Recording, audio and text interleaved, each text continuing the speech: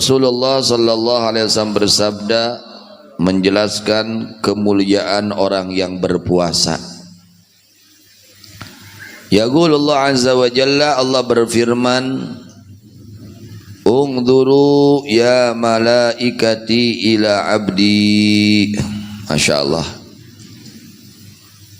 Kata Allah kepada para malaikat, "Wahai malaikatku, lihat oleh kalian hambaku." Nah, pakai ku. Hambaku, diaku hamba Allah. Tidak. Siapa yang diaku oleh Allah, hamba Allah tersebut? Abdi. Lihat oleh kalian hambaku. Kalau seorang dinisbatkan, diakukan kehambaannya kepada Allah, maka dia menjadi orang yang mulia. Beda diakukan kepada selain Allah. Hamba tanah mulia atau hina? Hina. Hamba harta hina mulia? Hina. Hamba lalak awewe hina atau mulia? Hina. Tapi hamba Allah langsung naik derajatnya menjadi orang mulia. Bagaimana supaya kita menjadi hamba Allah? Ungduru ya malaikati ila abdi, diakui dia itu hambaku, hamba Allah.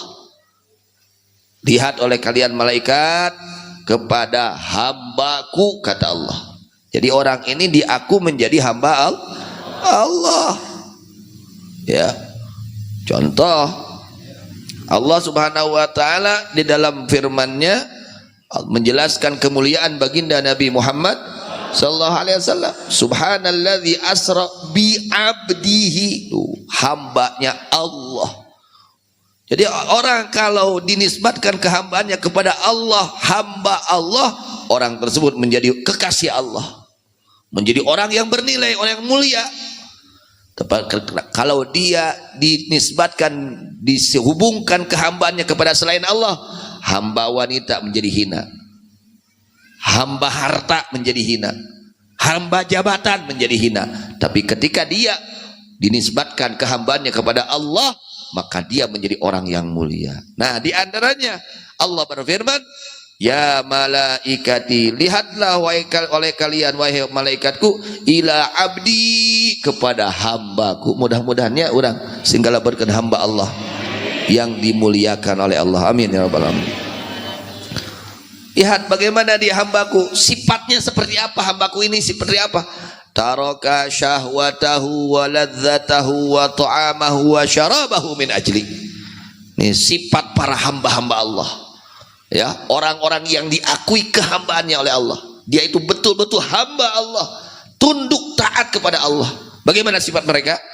Dia telah meninggalkan syahwat, keinginan hawa nafsunya. Dia lawan keinginan hawa nafsunya. Ini hawa nafsu ini keinginannya maksiat, keinginannya perkara yang tidak baik. Dia lawan. Nah, ketika orang melawan hawa nafsunya, naik derajatnya menjadi hamba Allah. Ketika dia hidupnya hanya mengikuti hawa nafsu, turun derajatnya menjadi abdul hawa, hambanya hawa nafsu. Hina, jadi hina. Jadi orang hina orang tersebut karena hidupnya hanya selalu mengikuti keinginan hawa nafsu. Kalau kita ingin jadi orang mulia, lawan nafsunya, maka diangkat derajat kita menjadi hamba Allah. Nah, ini sifat para kekasih Allah seperti itu. Ya, Allah katakan, Allah jelaskan bagaimana taraka syahwatahu, dia tinggalkan keinginan hawa nafsunya yang tidak baik, ditinggalkan. Waladzatahu, kelezatan-kelezatannya dia tinggalkan. Wa ta'amahu, makanan yang biasa dia makan ditinggalkan. Wa syarabahu, minumannya ditinggalkan. Li ajli, min ajli, karena mengharapkan ridhoku. Yaitu orang yang puasa. Ya, orang yang berpuasa, dia tinggalkan makan, dia tinggalkan minum, dia tinggalkan sesuatu yang nikmat kata nafsu, dia tinggalkan. Dia melakukan seperti itu min ajli, karena mengharapkan ridhaku. Jadi kalau orang memerangi hawa nafsunya karena mengharapkan ridha Allah, maka orang tersebut diangkat derajatnya menjadi Abdullah, hamba Allah, hamba-hamba pilihan Allah. Jadi kalau kita ingin menjadi hamba-hamba pilihan Allah, lawan hawa nafsunya, tapi harus karena Allah, harus karena Allah, melawan hawa nafsunya karena mengharap ridha Allah, bukan karena ya ingin dipuji orang, disanjung orang, dimuliakan, bukan, tapi ingin diridhoi oleh Allah. Mudah-mudahan semua kita dijadikan hamba-hamba Allah Subhanahu wa taala yang dimuliakan, yang dicintai oleh Allah Subhanahu wa taala. Amin ya rabbal alamin. Wallahu a'lam bishawab. Wa ilaihi marji'u.